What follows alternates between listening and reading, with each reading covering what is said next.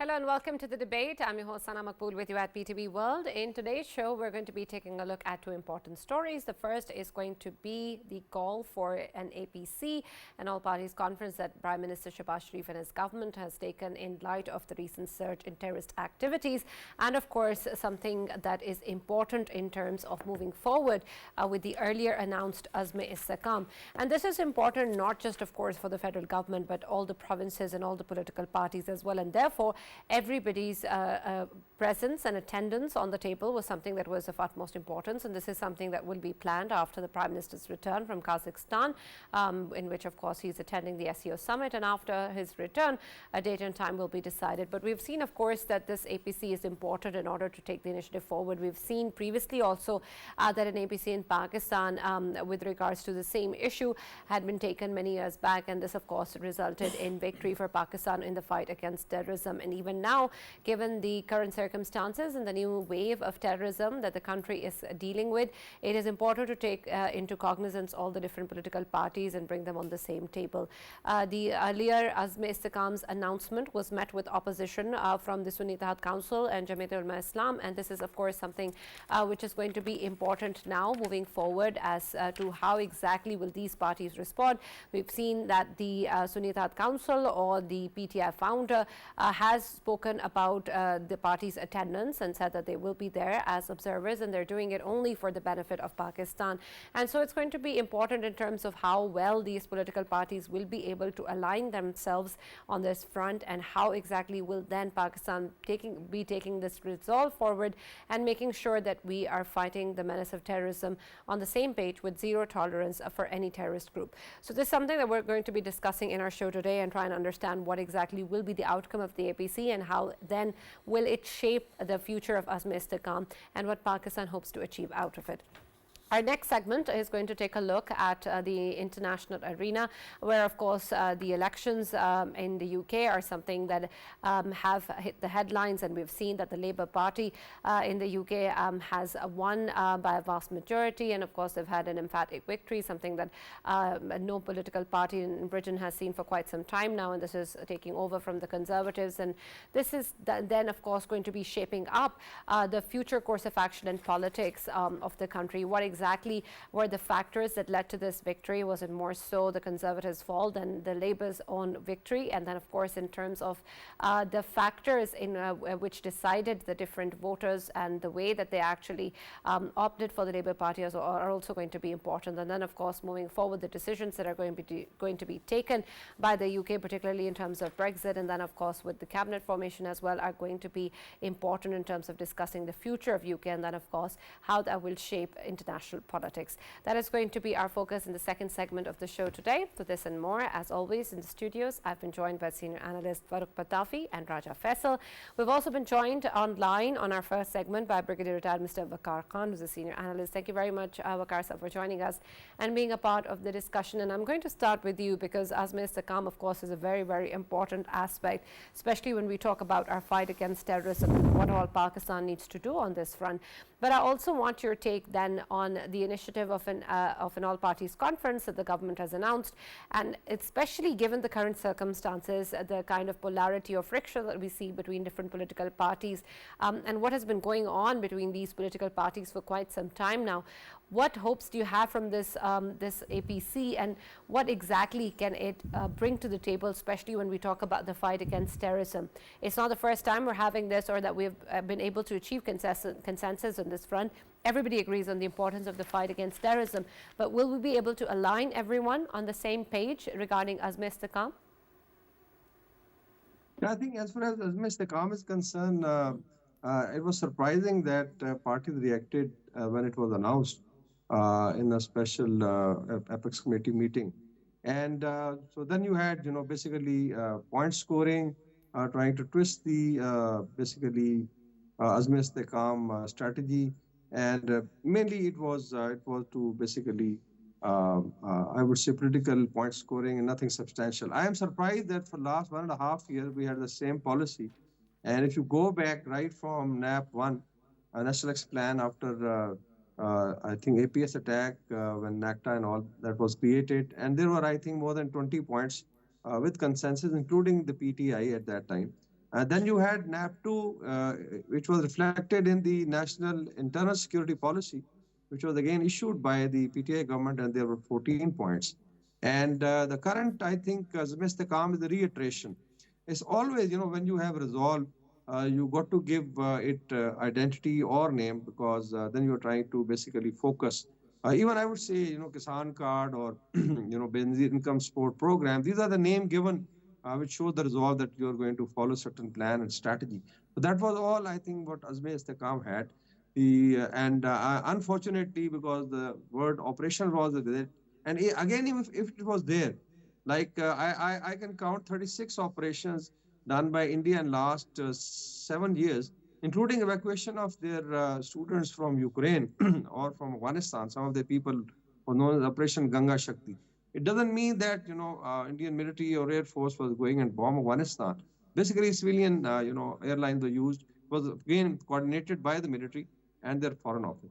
So it's always a resolve to basically focus. So I think gradually people started understanding, and unfortunately, when they were twisting, it appeared that probably they were totally, devoid of any understanding of what was happening in last 2 years or 1.5 years. This is continuation of the same policy. The only thing is that now the military instrument will continue to play like intelligence space operation in case there are some areas require more effort would go in. There's use of technology, capacity building for the law enforcement. We've been crying hoarse for last almost 1 decade now that they need to build, because when you look at the terrorists, they're getting weapons which were left by some of the weapons left by the Americans, about $7 billion. The very high-tech weapon system. This is a threat you are confronting.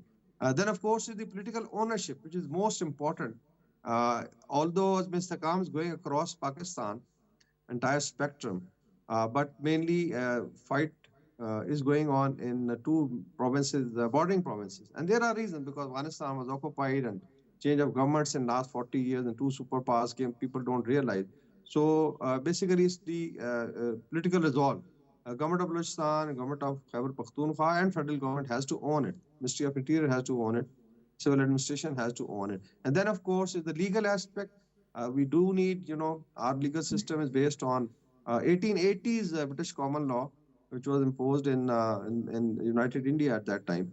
And it needs to be, basically brought in modern lines for fight against terrorism. And then, of course, is the fight against criminal gangs or criminal enterprise. Now becoming, I'll just add that there was a report by, there was a video, Sarah Adams, an ex-CIA officer, came up and disclosed certain very interesting things, that how different regional powers are funding the Afghan Taliban through money, basically to look at their own interests. So entire follow-up is going on Pakistan. India is doing it. She claimed that US does it every week. About $87 million are flown from Swiss banks. India is supporting them with $10 million. Just imagine, on one side they don't recognize, on the other side this is the kind of money which is flowing in. So it means that Pakistan should also look at certain strategies. Good thing is that at Doha there was some ice breaking, and we can definitely move parallel. But the military instrument is applied within Pakistan against this criminal enterprise. We can always engage them also. So I'm sure, all told, when APC takes place, the Prime Minister is going to take everybody into confidence. And so one thing will be, I think, for the satisfaction of their leadership, that yes, federal government has engaged. And I think they already had a plan that it will be engaged. So basically it's going to be these points. The only thing is that there has to be a political ownership of this strategy. Absolutely. And Waqar Sahab, with reference to the All Parties Conference, I understand that initially, of course, there was opposition and criticism coming in from different quarters, but we've seen that the PPP has also said that there needs to be a coherent strategy, that all parties need to be together, and the federal government has taken this initiative in light of that as well. And we've seen now that the Sunni Ittihad Council, or the PTI founder, has also talked about the fact that they will be participating and will be taking part as observers. But in light of what is needed, especially in terms of making sure that there is consensus and that there is actual implementation of the plan, what exactly will this APC then achieve? Because it seems that still the political confrontations or different standpoints are as it is, they stand as they were. And so in light of that, what sort of direction do you see taking shape in the APC and then moving forward? One, of course, is taking everybody into confidence. Unfortunately, the Chief Minister KP was there when Azmi Istikam was announced, and I think they were briefed also. So basically, it was, I would say, political point scoring, political game, which doesn't actually hold any merit. It No, I doesn't support, let's understand say, that, but Pakistan. what of the APC now? I understand what happened, but what if what you're hoping to achieve from the APC? Yeah, I think one is, of course, the point raised by the opposition will be addressed there. They'll be briefed on those points that I have mentioned, and this is a continuation of policy. So maybe there are certain apprehension regarding dislocation of people. There's going to be a large-scale military operation like Zarbe Azb or Operation Al Mizan. Nothing like that. It's going to be the military is also actually saying within that we are doing our part as far as kinetic part is concerned, intelligence-based operation, and soldiers and officers are laying their lives. But there's a great disconnect because of political point scoring, digital terrorism, that you try to tarnish and create a gap between people, and that gap has also to be bridged between the military and the people because we are fighting together. And it was said that military can fight the terrorists, but terrorism as an ideology or a bigger concept is to be fought by the entire nation. So it's a whole of a nation approach. And I'm sure when Prime Minister takes them into confidence, I think 99% of their, but there is an element of criminal mafia, smuggling gangs, whether it is fuel, whether it is dollar, whether it is grain, whether it is funding of these people, the terrorist organization. So it's a huge networks. Basically, it's a criminal enterprise, and maybe there are some political factions, or I would say parties, who have interest in those gangs, and that's why they are trying to twist it. Right.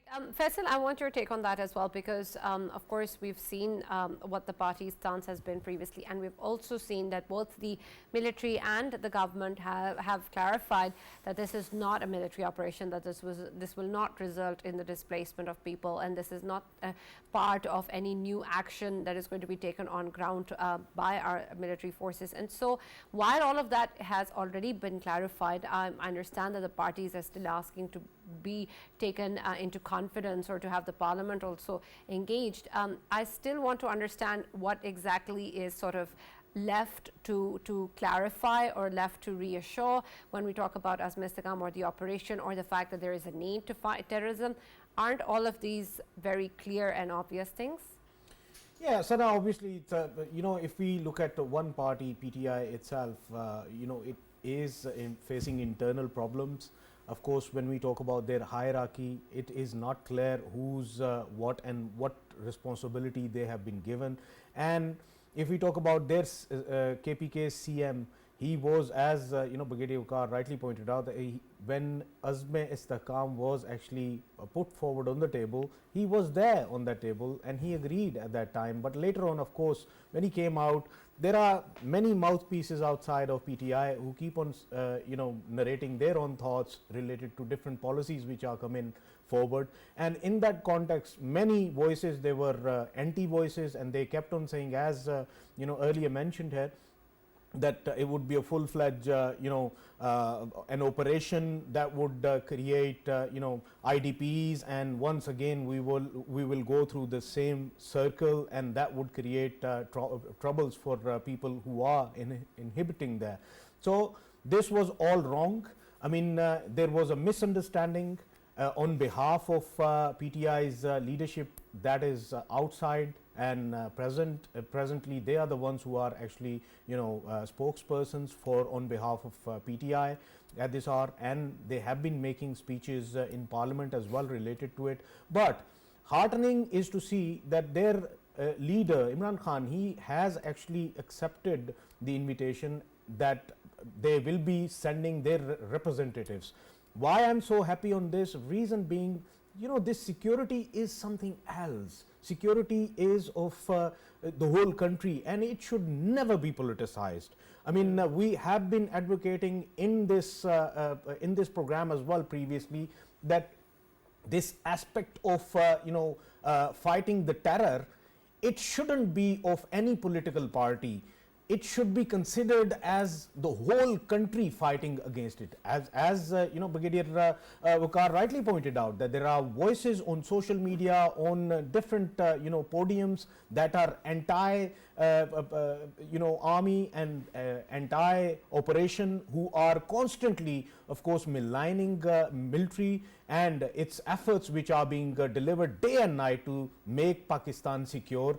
It is so good that now a statement has come out from inside that there should be representation from the PTI as a political party as well in this APC. Reason being, this menace, we must of course fight against it. And when we talk about Azm-e-Istehkam, the Azm-e-Istehkam is all about this. We have to stabilize our country in terms of security, we have to stabilize our country in terms of economy, and we shouldn't be forgetting that in recent past, the attacks which were being carried out by ISIS Khorasan, by TTP, the number of attacks, they were increasing on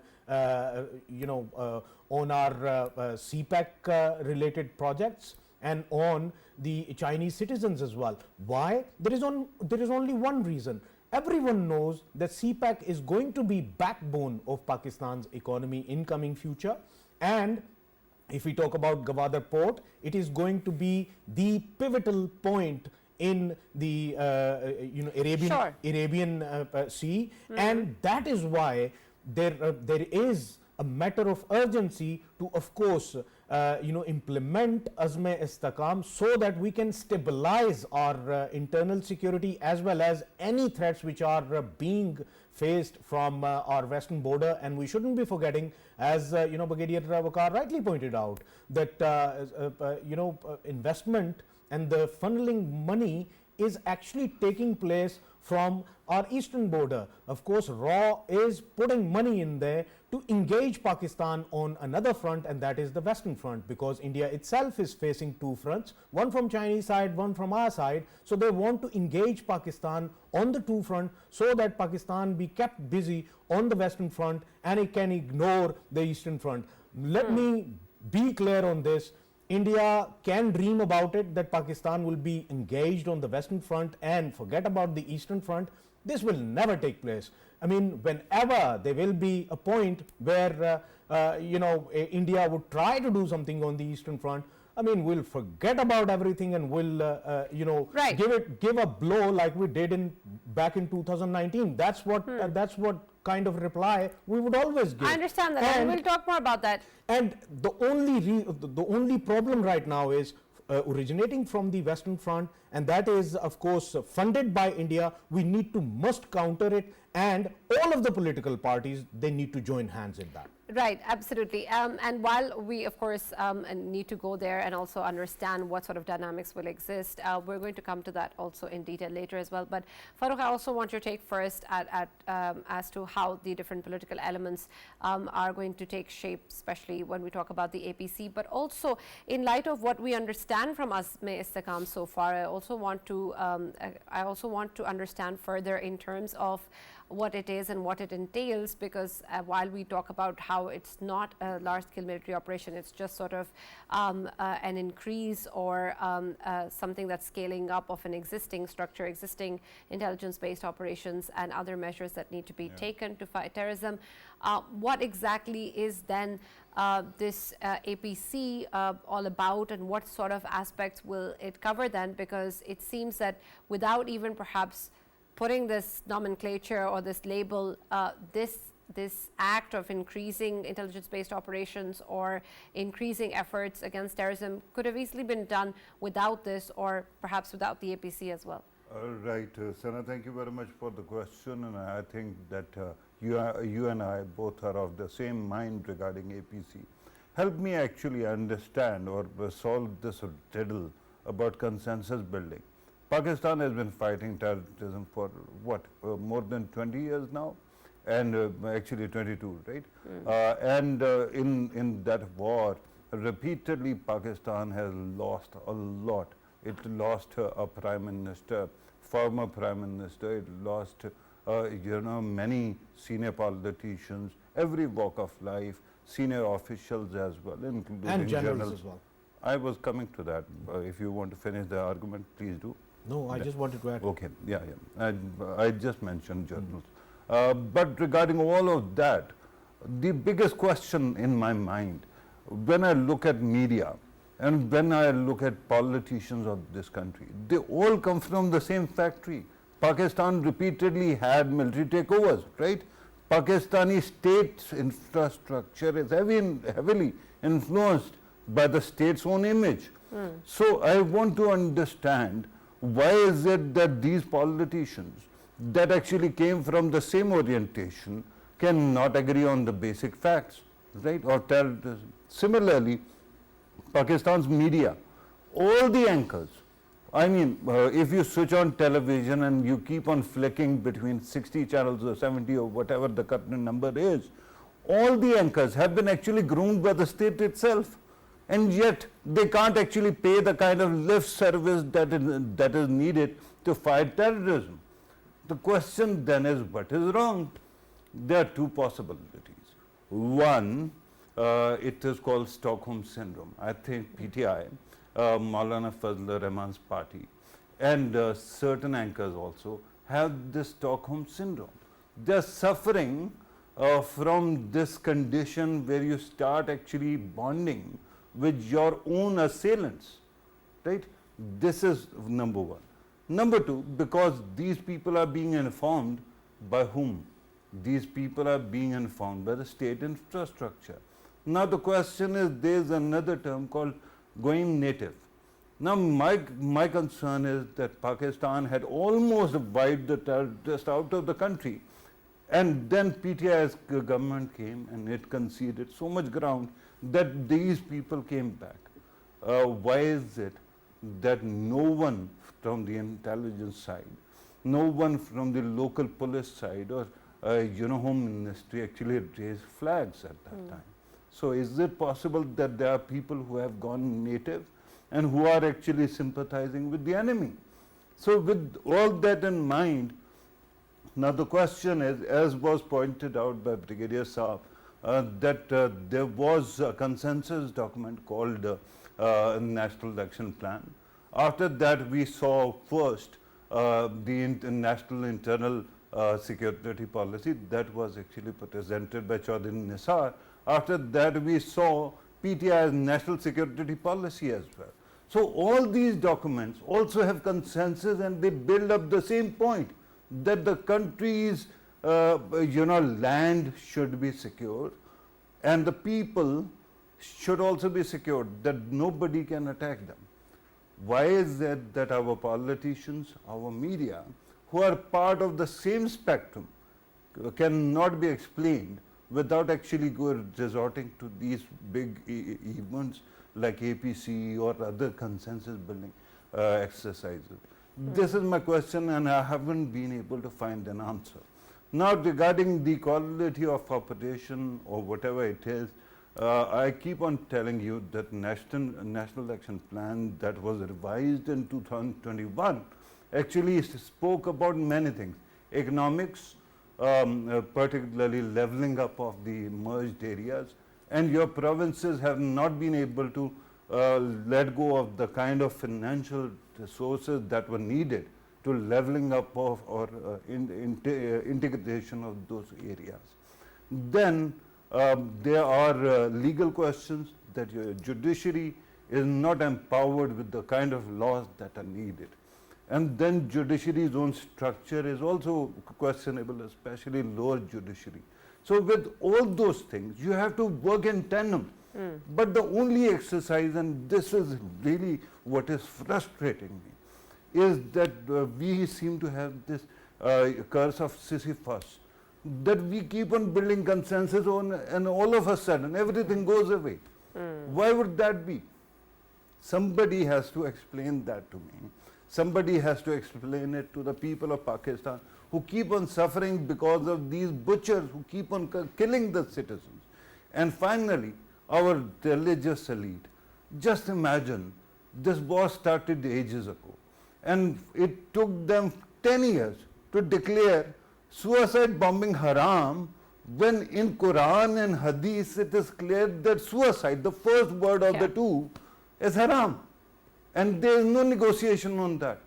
Whosoever, the Prophet himself said that he wished that he could save somebody who was fighting in front of him because he actually committed suicide, right? From hell's fire. So our religious elite could not actually do even this much. If this is so, this goes back to the same question I've been raising about economy, about bureaucracy, about reforms, about civil service. Why is it that we are not doing the proper homework that is needed to ensure that we move forward? Right, absolutely. Brigadier Waqar, I want your take on that as well, but add to that in terms of what actions Pakistan is going to be taking in. Of course, there's going to be a lot of coordination within the provinces and the federal government and the different political parties as well, but at the same time, there is a lot of need for what is going on outside of Pakistan as well, which of course in turn then affects Pakistan, as Faisal was earlier pointing out, in terms of what we see in elements coming in from India, and then of course Iran, and then there's safe havens in Afghanistan as well. This is also something that Pakistan of course has to deal with when it talks about the fight against terrorism. But what aspects will then be taken into consideration for that to actually be into effect, and how much will that also depend on what the federal government, the stance that the federal government is willing to take, and what sort of alignment we have with our regional key players? Basically, the contours of Azmi Istikam. So I think there's no need to repeat. Externally, I think we have to, we are already doing it on two fronts. One is the regional framework, like SCO. I think Prime Minister was there and in Astana, and he reiterated, need for coordination. And by and large, there was, I think, even in the joint statement, the aspects of terrorism, because it affects everybody. Even, like Moscow, despite that Russia is somehow informally recognizing, because Taliban are holding the government, so they have to deal with them. But Moscow was attacked, one of their concert recently, and the vector goes to Kabul, whether it was IS or Daesh or whatever, but mainly it originated from. Then Central Asian republics are worried. China is again worried because the investment, major part of investment in terms of infrastructure development going to be CPEC 2, which is the flagship project. And then, of course, is Pakistan joining North-South, the Strait Corridor. Very significant. And that's where I think we are reconnecting with Eurasia. So if Afghanistan has to now realize, actually, that there are now two major corridors going to bypass them. One is the North-South corridor. It starts from Russia, Azerbaijan, Armenia, Iran, and then comes to Pakistan and maybe India.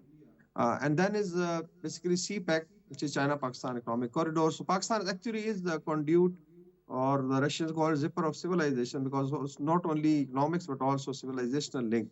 And if you look at Afghanistan, they have a choice now to become part of this greater connectivity, strategic connectivity initiatives, both bypassing them from the sides, or, continue with, becoming a hired gun. I'll again refer to Sarah Adams' interview by one of the major, YouTube channels in US, and it has a lot of disclosures that how regional countries are funding to protect their interests. So they have to realize, so they could very much, even if the West is not ready, to accept them, regional countries may be in case they become part of it.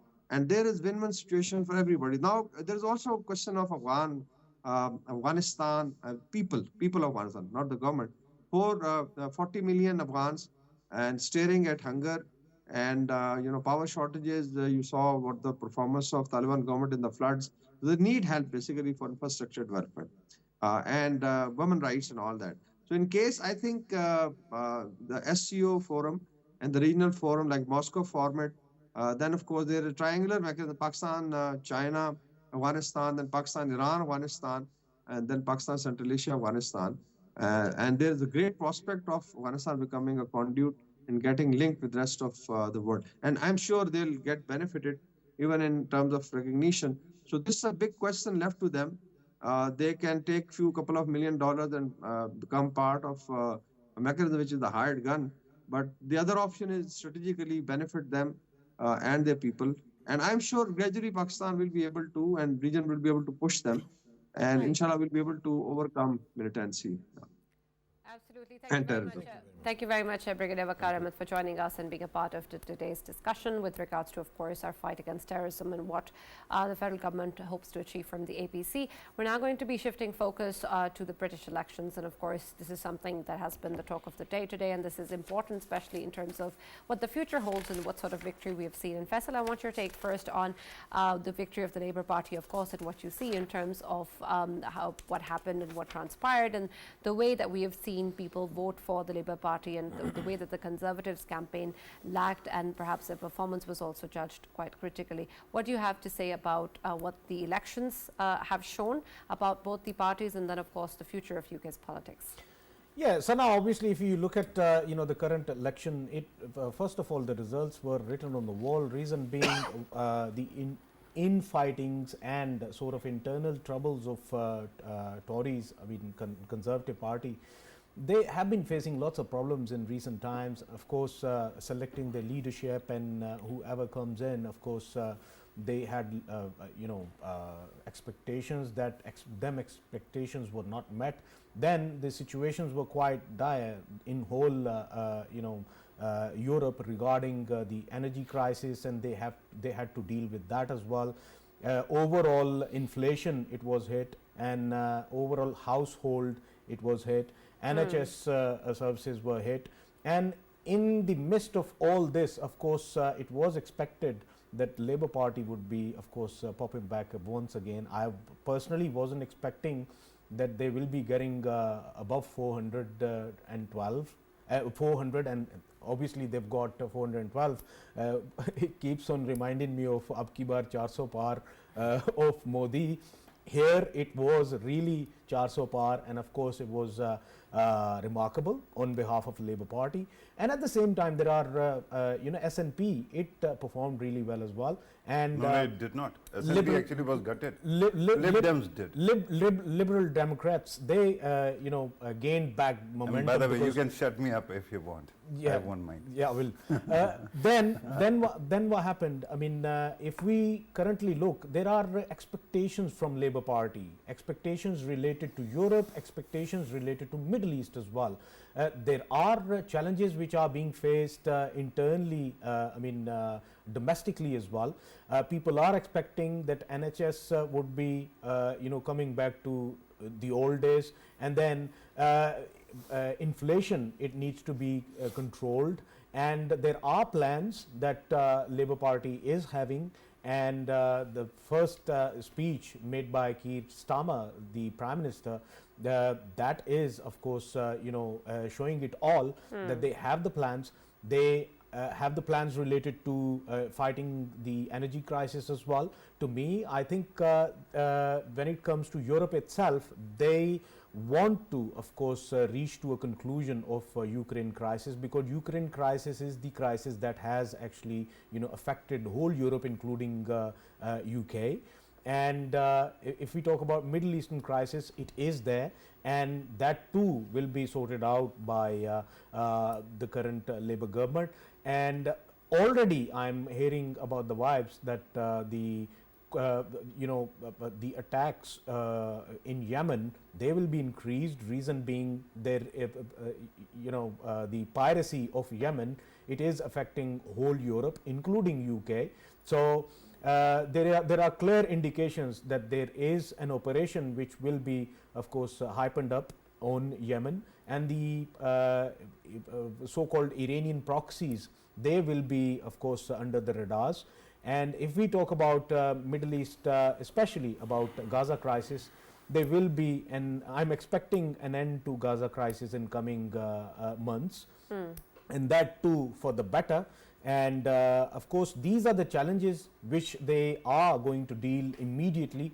And if we talk about Pakistan and sort of UK's relations, I mean, we have always been having good relations with the UK, but they will be, of course, shaping up better in coming days, because apparently whenever Labour Party comes and sits in the office, it always sorts of brings a fresh air of relations between both of the countries, in terms of lots of investments being made, and I am expecting that investments will be made in the IT sector in coming years in Pakistan.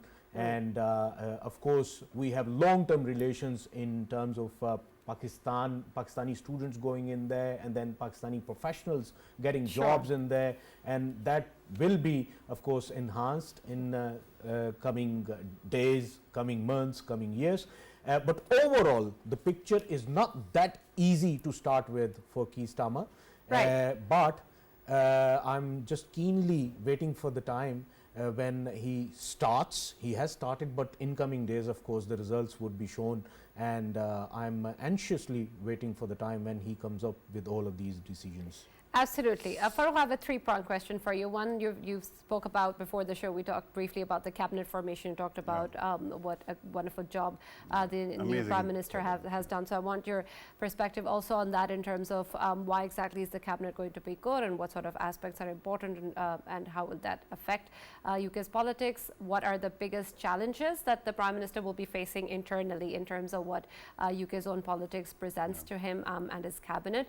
And thirdly, with reference to the criticism that we saw previously from many of the people in London and elsewhere in the UK against the country's sort of lack of a very strong stance against what is going on in Gaza, and what, of course, the genocide that has been existing for quite some time now. So will that expectation be there also now on the new UK Prime Minister, and will it be any different from the previous Thank you, Sana. Before I actually do, and these are wonderful questions, the clever thing that Faisal did was first actually talk about the elections and then immediately shift to the manifesto. So now you're asking me to debate manifesto. I want to pull us back and talk about the road so far and whatever happened yesterday. So on the face of it, you have to realize that it was a great victory of Labour Party. It got 412. Although they could not beat Tony Blair's record of 418 in 1997. But at that time, Conservatives were led by a gentleman who was said to be devoid of, and he's mashallah alive, devoid of all charisma. His name is John Major. And even he got 165 seats. So immediately people started thinking, what was the worst performance of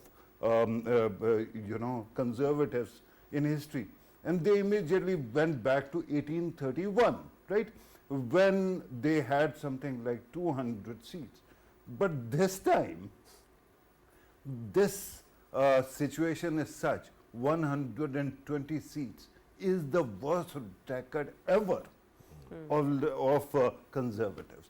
Now the question is, on the face of it, it looks like an ethnic minority leader actually took Britain or Conservatives to its worst possible performance. But that is not true, because the guy who was there at the end tried heroically to recover the economy, but the Conservatives over past 14 years had dug the hole so deep that he could not actually break surface.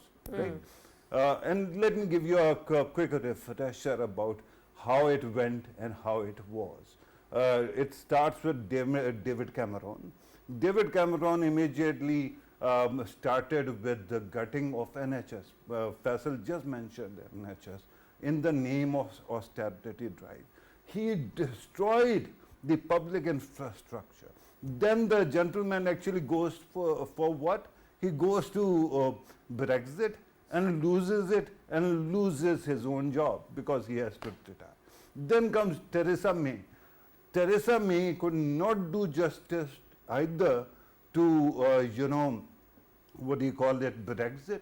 And then she took the party, when she knew she is not popular, to another election. And her majority shrank. After her, Johnson actually came. And Boris Johnson could not handle COVID situation. And after that, although he managed Brexit, but the rest was horrible. After that, there's another lady who comes to power, called Liz Truss, who lost, by the way, the first prime minister, and she is the shortest ruling prime minister of UK, right? And what did she do? In the middle of economic crisis, when the government should be focusing on collecting taxes, she actually doled out, tax cuts to the richest, and that destroyed whatever remained. So Rishi Sunak tried to do whatever he could, and he should not be held responsible for what happened. In the middle, now amazingly, although Labour did incredibly well, but it is not in the vote share. So who destroyed Conservatives? If not Rishi Sunak, if not Labour, it was Nigel Farage's Reform UK party. Their vote share was huge, and they actually destroyed, pulverized Conservatives. And because of that, with small margins, Labour has managed to get so many seats in the parliament. So with that kind of a situation, now there's going to be this left versus far right debate, because Nigel Farage is anti-immigration, a very hostile kind of policies, pro-Brexit, and he was a very aggressive fan of Donald Trump as well. Now, with his presence, what will happen in UK is Sir Keir Starmer will be under huge pressure, because at this moment they might have got millions of votes, but they haven't been able to actually go beyond the threshold. But next time it might change. Right. Conservatives might disappear, and Reform UK might become the biggest party. By the way, Nigel Farage has tried 8 times to become a parliamentarian, and today he succeeded. Right. With that kind of a situation, just think what is happening. UK's economy is in dire straits, and that is why you need a new vision. And I think Sir Keir Starmer actually, by moving Labour to the centre, has been very clever. By the way, you asked about the cabinet, amazing cabinet. The Deputy Prime Minister, a woman. First Chancellor of Exchequer is a lady, right? First in history. Home Minister, a lady. Justice Minister, a lady. So with that kind of energy, inclusiveness, in the past, what was happening during Conservatives' time, cabinet had become rich boys and girls club.